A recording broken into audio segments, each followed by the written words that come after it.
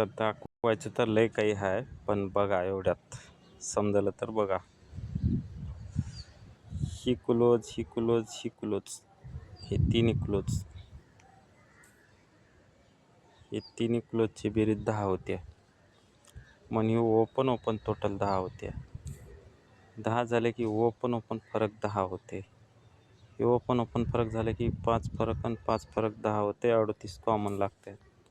तेव्हाच ही open open फरक 10 लागते. तेव्हा ही ओपन ओपन टोटल 10 लागते. आणि 9 फरक आणि 1 ओपन 10 लागते. हे जेव्हा जेवढं घडते तेव्हा या 38 जोड म्हणून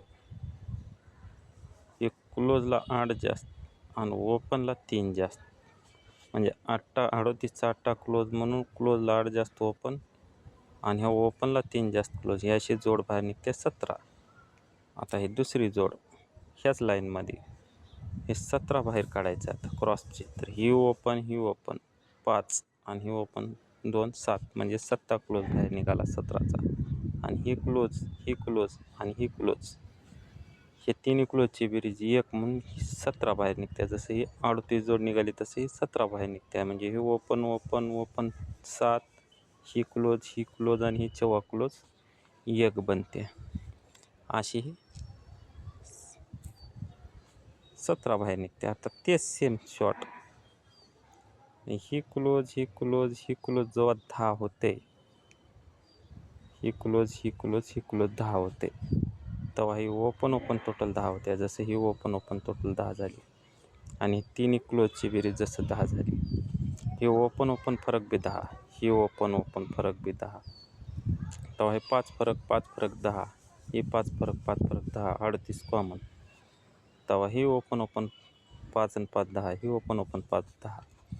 हे झालं की ही ओपन टोटल 10, तर ही ओपन टोटल 10. हे 9 फरक 1 ओपन 10, हे 3 फरक 7 ओपन 10.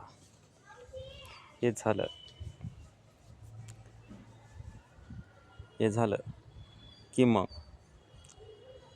हे क्लोज ओपन 8 फरक आणि ही 3 फरक, म्हणजे 38 बाहेर निघाले.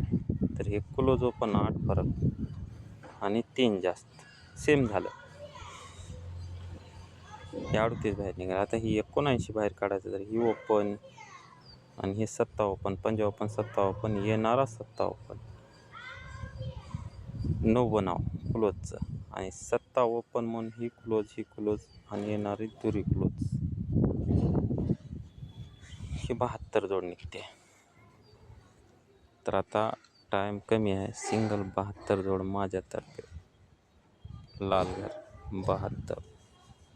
तर दुसरा एक 7 ओपनचा व्हिडिओ टाकतो. ही व्हिडिओ मोठा झाला, लगेच दुसरा व्हिडिओ येईल.